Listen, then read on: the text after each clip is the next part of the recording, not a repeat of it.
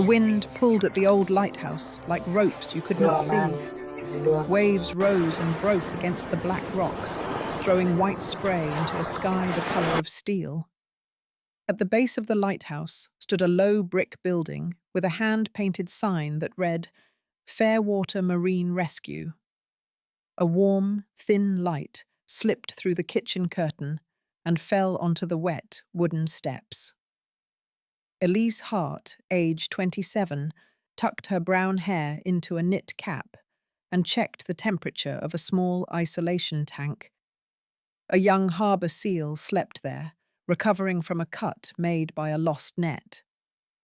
The air smelled like salt and iodine and damp rain gear.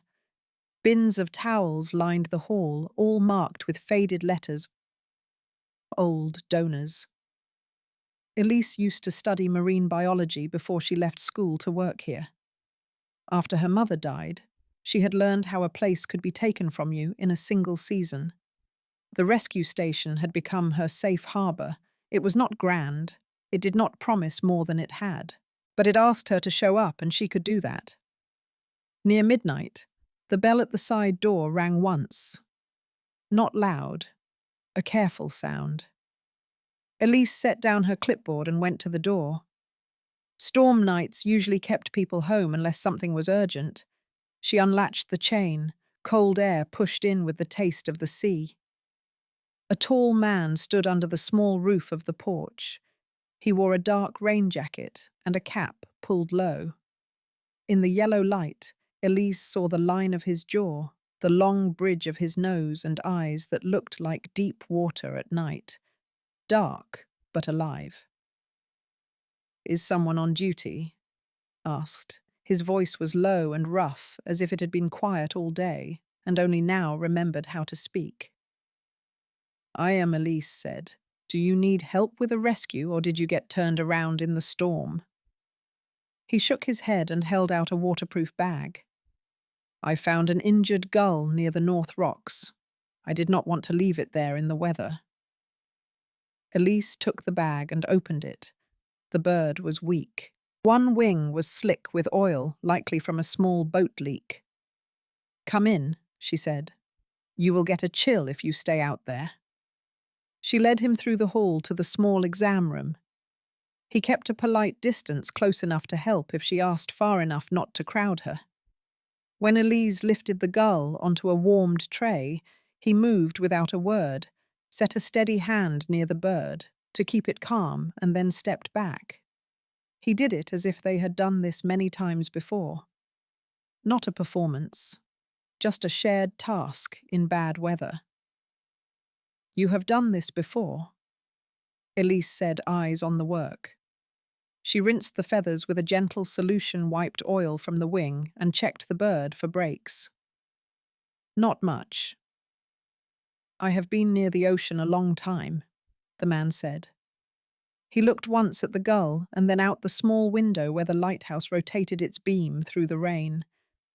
"In storms, what calms people is not silence. It is something that keeps moving in a steady way.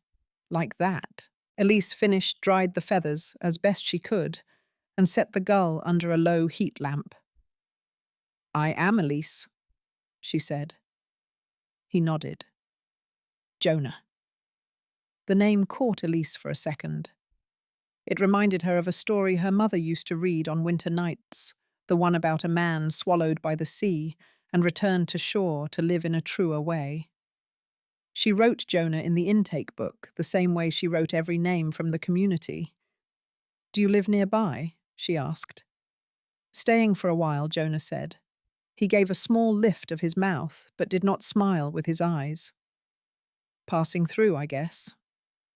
Elise did not press. In Fairwater, people gave answers like that, and no one took offense. She added a note to the log that said, "Brought by calm man who knows how to keep a hand steady." Then she covered the tray, wrapped her own damp scarf tighter, and said, "Thank you for bringing the bird in." "No," Jonah said. "Thank you for having a place like this." He looked around the room at the shelves of bottles and the taped labels at the wall of photographs of turtles and seals back in the open water. One old photo showed a group of volunteers under the lighthouse with a sign that read, "Keep Fair Water Wild." Jonah looked at that photo longer than the rest. Elise saw something in his face then, not sharp and not loud. It was a quiet kind of hurt that seemed to have been living there for a very long time. The words keep and wild looked like a promise and an apology both. Jonah started showing up more after that night, not on a schedule, more like the regular return of a small wave. Sometimes he helped pull tarps over the big tanks on windy mornings. Sometimes he brought a coil of good rope that a fisherman had left behind. Sometimes he dropped a clean section of net they could cut up for temporary fencing.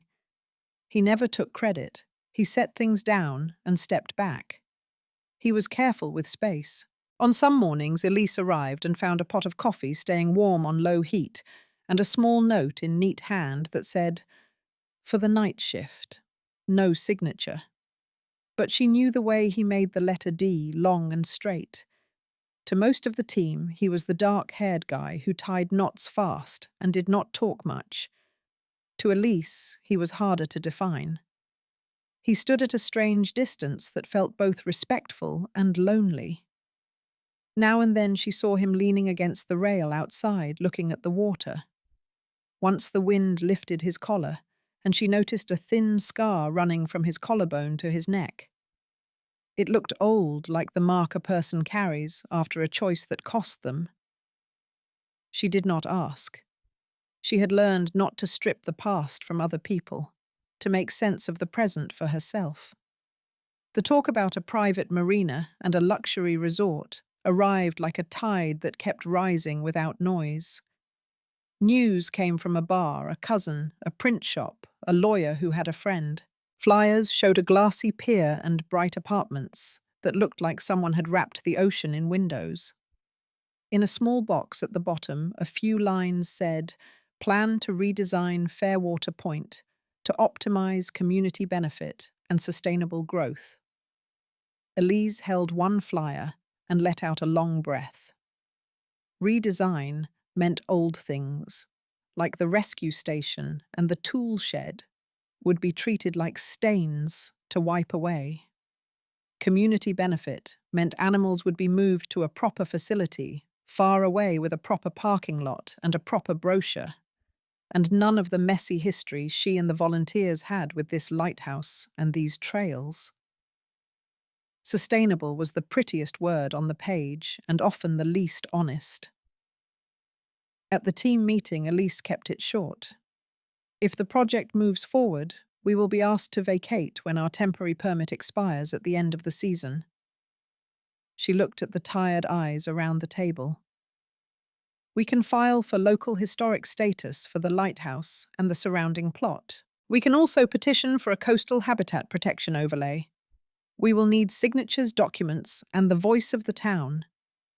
One volunteer gave a thin laugh.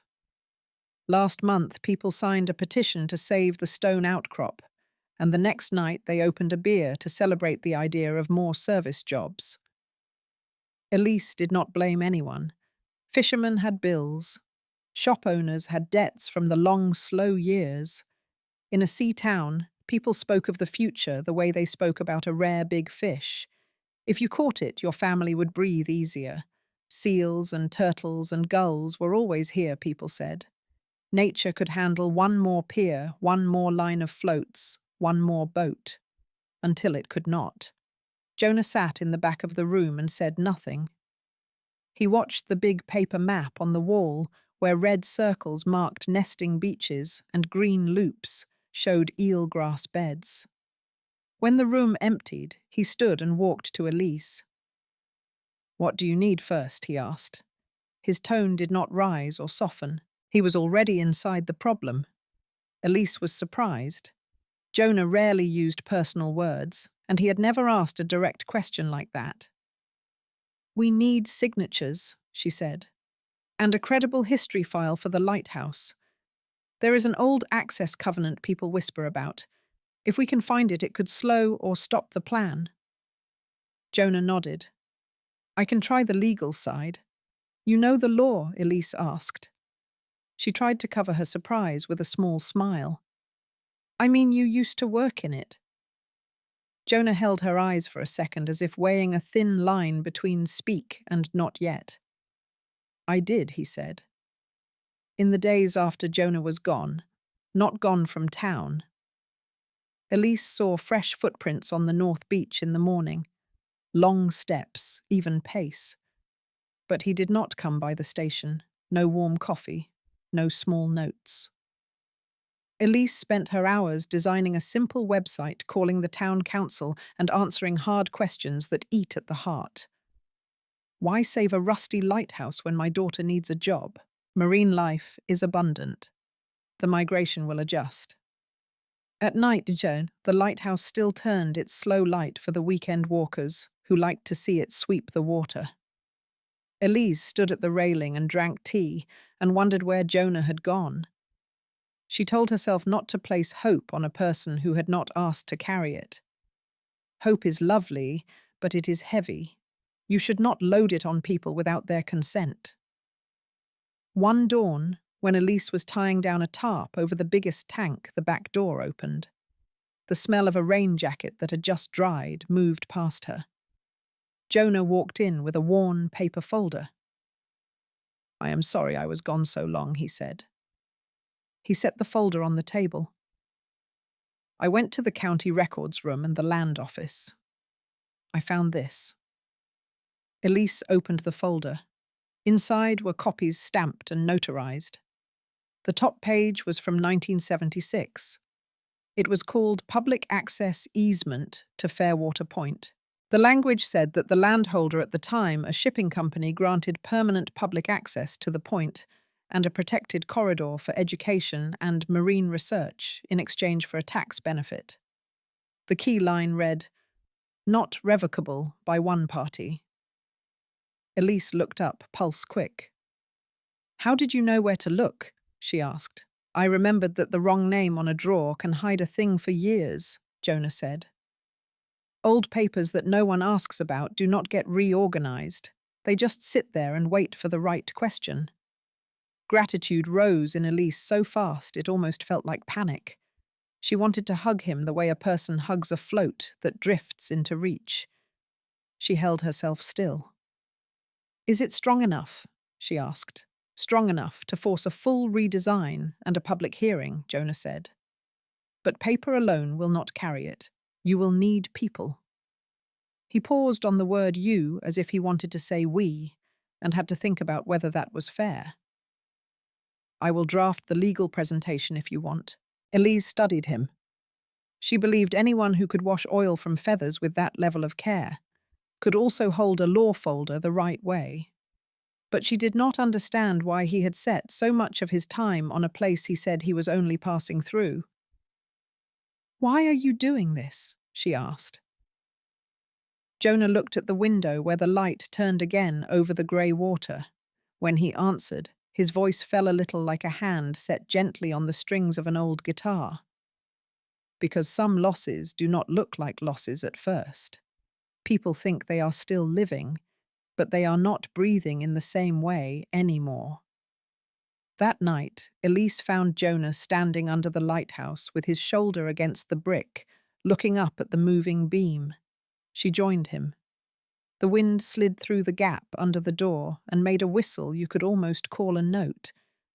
They stood there long enough for breath to settle into a shared rhythm. Jonah, she said, do you ever get afraid that you will not be able to keep what matters? Yes, he said. Fear is most of what I carry, along with a small amount of courage, just enough to raise my eyes. And when you're afraid, what do? I say its name. And I look for a light, he said. Sometimes the light is a person. The words went into Elise like a thin needle that did not hurt, but went deep. She turned away to check a strap on the tarp, so he would not see the heat in her face. She did not deny it. There had been nights when a note that said, "Do not forget breakfast," was enough to keep her going. Hope can be heavy, but sometimes it feels like air. Tomorrow we start, Elise said. I will call everyone. Yes, Jonah said. He did not promise anything grand. He did not lay out victories. He stayed where he was steady at her side. The lack of show was its own kind of trust. Days turned into a run of motion, flyers, emails, a page for signatures, old photos of the lighthouse through the decades, a detailed map of eelgrass, a list of rescue cases with outcomes. Elise wrote and called and ate cold sandwiches and slept in a folding chair. Jonah became part of the building. He fixed a door latch. He built a shelf. He redesigned the public info board in the entry. At night, he typed at the wooden table drafting sections on cumulative impact and case law for the file. Once Elise passed behind him and saw a statute open on the screen with notes in the margin, the kind only a real attorney leaves for himself. She turned away and swallowed the question, "Who are you?" that rose like a reflex. She did not want to close a window by opening it too fast. The hearing night arrived. The town council room was full. The development team sat in pressed jackets in the front row. The air smelled like old pine wood and a trace of cologne. Elise stepped to the podium. Her free hand held the folder tight. She spoke about habitat and counts of animals and the hours volunteers had given. At the end, she placed the 1976 document on the podium and read the words, "Not revocable by one party," and "public access for education and research." A council member asked, "Where did you get this, and how do we know it is valid?" Elise drew a breath. Before worry could take shape, the back door opened with a soft click. Jonah walked in with a hard case under his arm. His hair was damp. He moved straight to the podium. His step was sure, not loud. "Members of the council," he said. His voice was no longer the rough voice from the storm porch. It was clear and precise. "My name is Jonah Reed. I have the certified record and the original map from the 1976 easement." And he paused and looked at Elise. In that look was a quiet apology Elise could feel but could not yet place. "I am here on behalf of Fairwater Trust." The room stirred. Elise turned her head and felt as if a wave had struck the side of her boat. Fairwater Trust was the entity that had held the land around the lighthouse for decades. People in town called it the invisible owner. They knew it through tax notices and lease terms, not through faces. Jonah went on. "The county court has appointed me as temporary receiver of the trust due to an internal dispute among beneficiaries. My job is to assess the assets' balance obligations and, if required, liquidate to satisfy lawful interests." Elise heard the word liquidate and felt air leave her chest. She gripped the edge of the podium. Jonah kept his eyes on the council. "Along with the 1976 easement, I submit a 1983 addendum that directly ties this plot to public education and marine research use. These documents require any development plan to maintain public access, avoid degradation of critical habitat, and set aside space for non-profit marine education." He held the room for a beat. "I request that the council delay any approval until an independent impact assessment is complete." A long, almost silent sound moved through the room. Elise lowered her head so no one would see the shine in her eyes. In the same moment, she wanted to pull Jonah into a grateful embrace and push him away with both hands. "You stood with us as a volunteer," her mind said. "And then you stood up with a title that can sell the ground from under us." After the session, rain made the hallway shine. Elise waited with her back against the wall. When Jonah came out, cap in his hand and jacket over his arm, she spoke without lifting or softening her tone. "Who are you in this story, Jonah?" she asked. "Are you a friend who stands beside us, or a man who can decide what happens here and then leave?" He stopped. He seemed ready for that question, and still it landed heavy. He took half a step closer. Up close, she could see the dark circles under his eyes and a resolved look that did not ask for praise. Both, he said. I came to do the work the court gave me, manage the trust, evaluate the land, resolve the dispute. I plan to be quiet, do my duty, and move on. I knew if I said my role at the start, people would see me as the other side. I did not want that before I learned enough about this place, about you, about what is worth keeping for real. Elise kept her hands in her coat pockets. The cold made them ache. And now, after you learned, Jonah swallowed. When he looked up again, his voice was smaller but more true. Now I know that if I only do my duty, I will help turn off a light that I need. Not my job. Me. They stood without speaking. Rain fell in a calm, steady way. Elise felt a tremble that was not from the weather. It was a mix of relief, anger, fear, and hope. 4 threads pulled tight around her ribs to remind her she was still breathing. So, Jonah Reed from the Trust, can you promise me one clear thing, she asked, that you will not sell this land? Jonah gave a quick small wince like someone hearing a note of pain. If I promise that now it would be careless, he said. I still have legal duties to the beneficiaries. Here is what I can do. I can use every tool within my authority to slow this down. I can insist on an independent review. I can put documents on the table that people avoided. And I can work to build a path that the law accepts and our hearts do not have to bow to. You sound like a very good lawyer, Elise said. It was not a compliment or a cut. It was a fact. I used to be one, Jonah said, and I used my skill to back projects that took the light from other people. I need to make repairs. Elise lowered her head once. It was a temporary acceptance, a short nod to a long road. All right, we will work.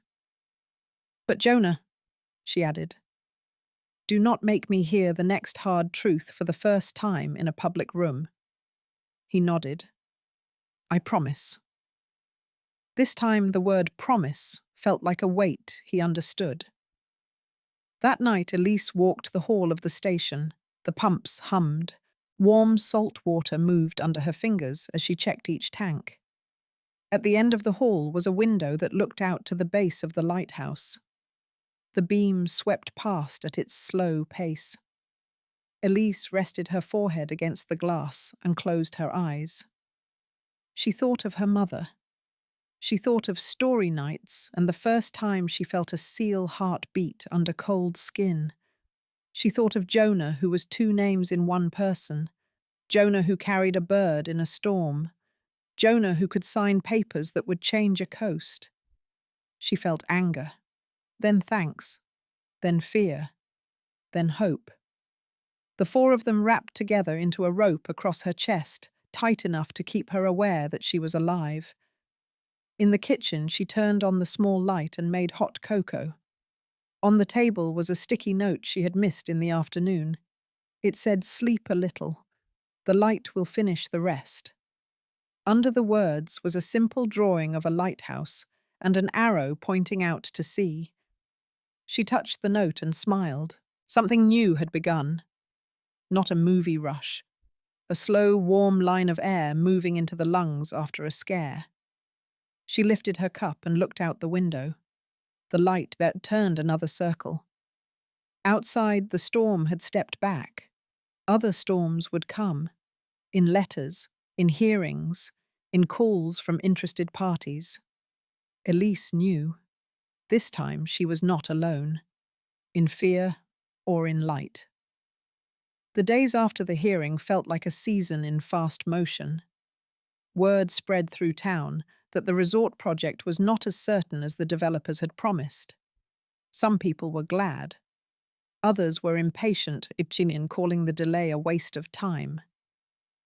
Elise kept to her routine, early mornings at the tanks, afternoons, making calls, evenings writing letters, But the air at the rescue station felt different. The work was no longer just about injured animals. It was also about protecting the place itself. Jonah came most days. He carried a folder in one hand and tools in the other. Sometimes he worked on repairs before heading to a meeting with a lawyer or a preservation consultant. Sometimes he stayed late to help Elise clean the tanks.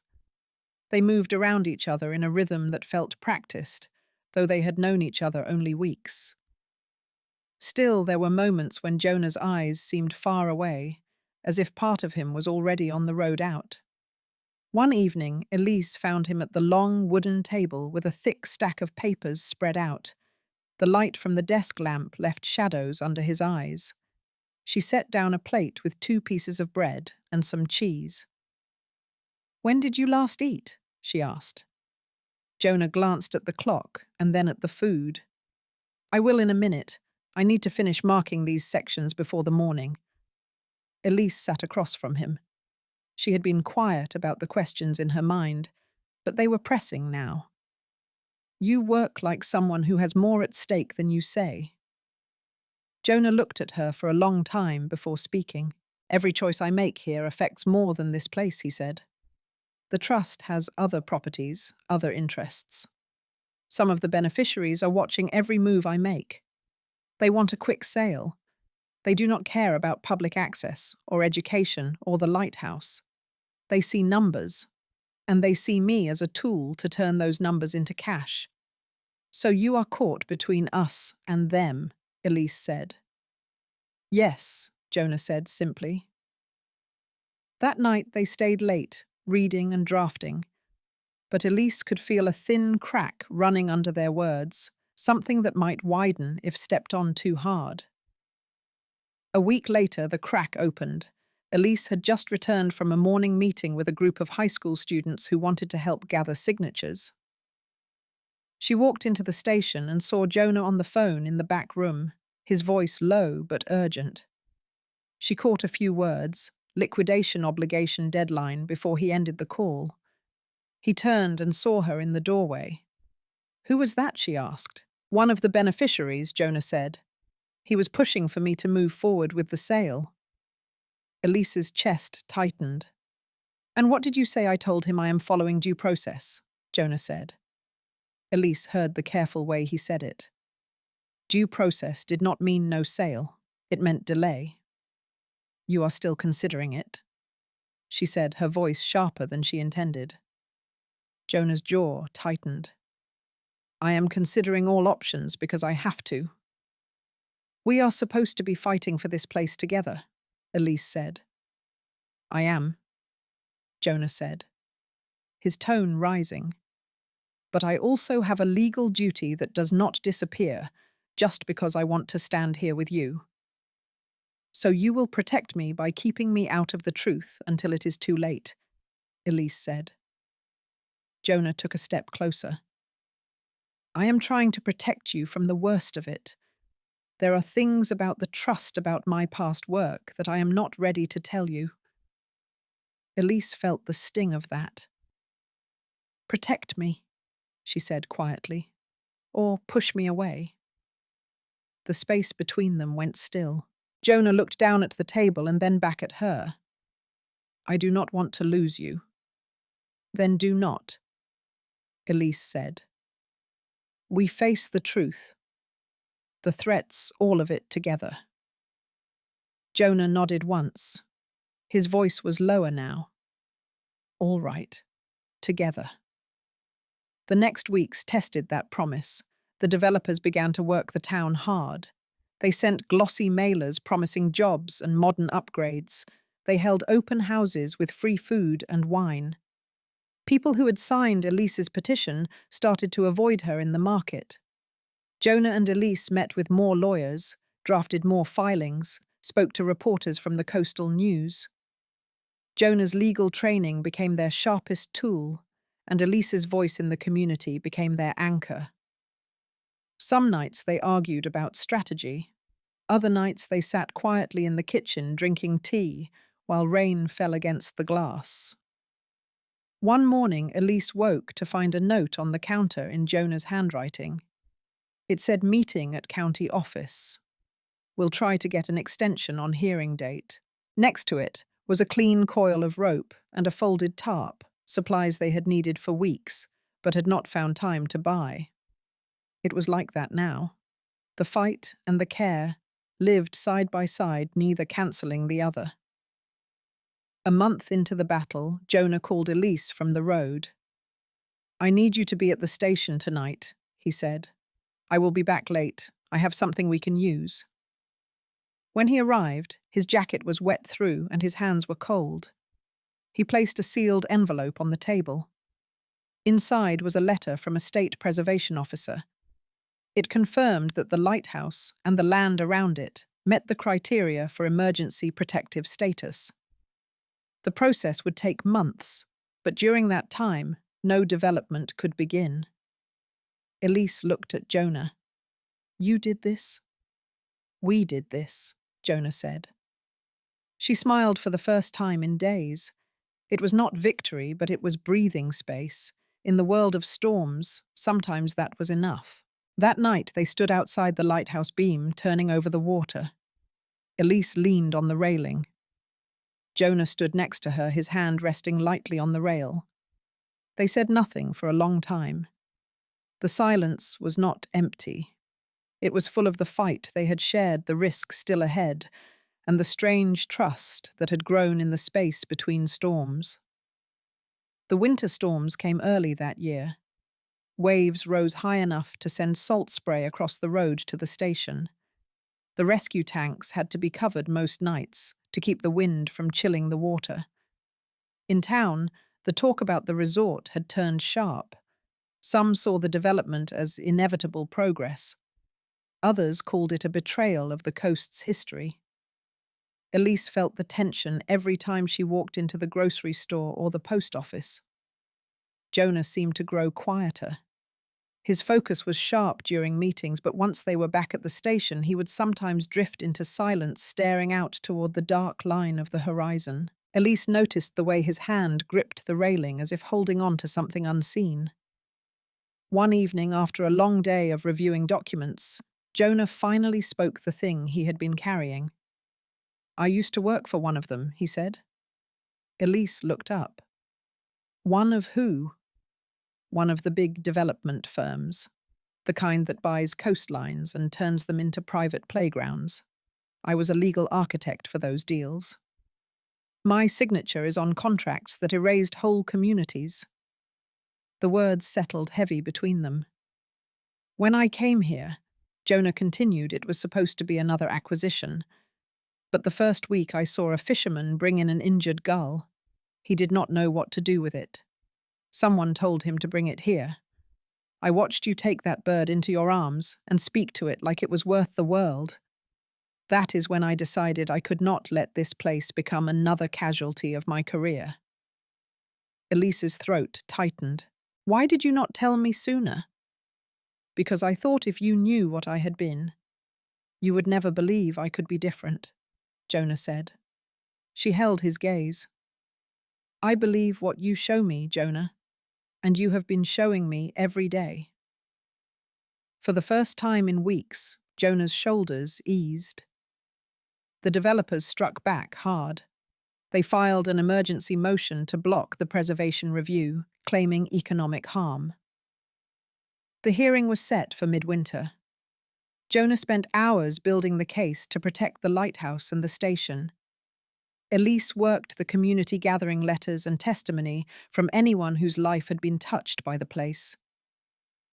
On the morning of the hearing, the courthouse was full. Fishermen in weathered coats, teachers, shop owners, high school students in rescue station t-shirts all filled the benches. The developers' lawyers were sleek and confident, their briefcases lined in polished leather.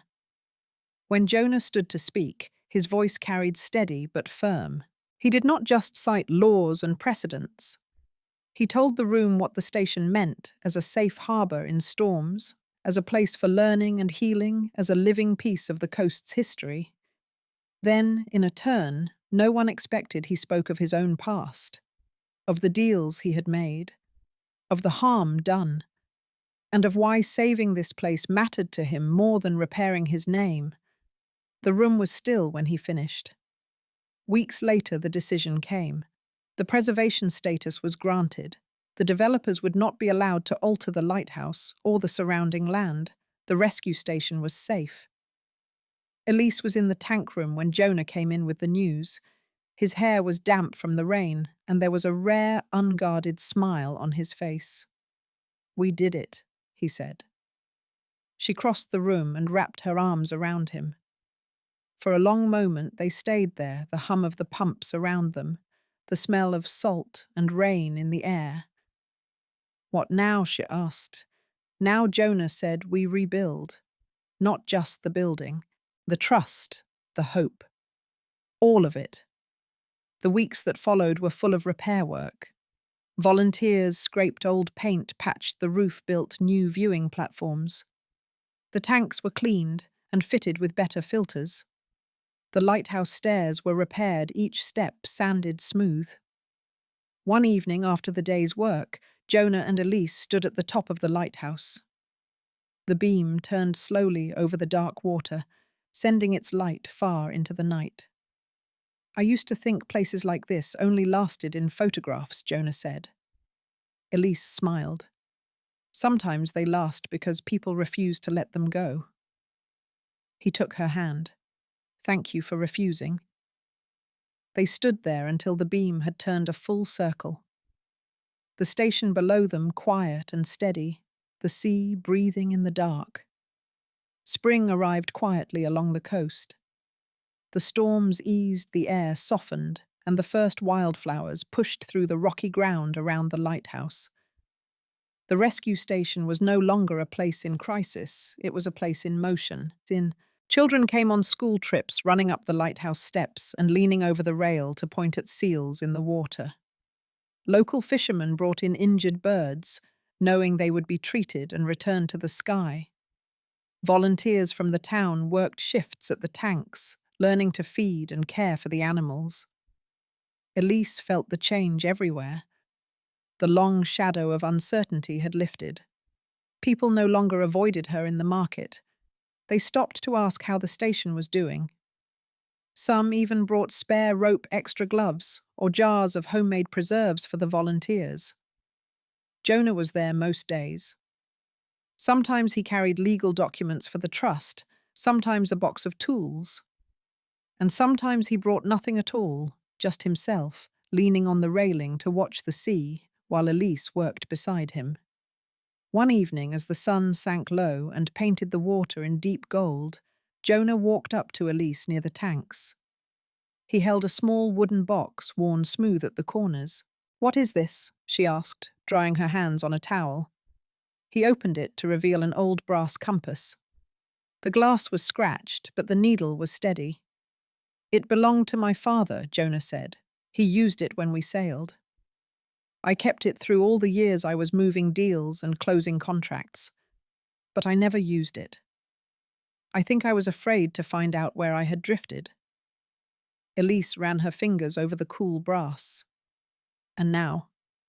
Now I want you to have it," Jonah said.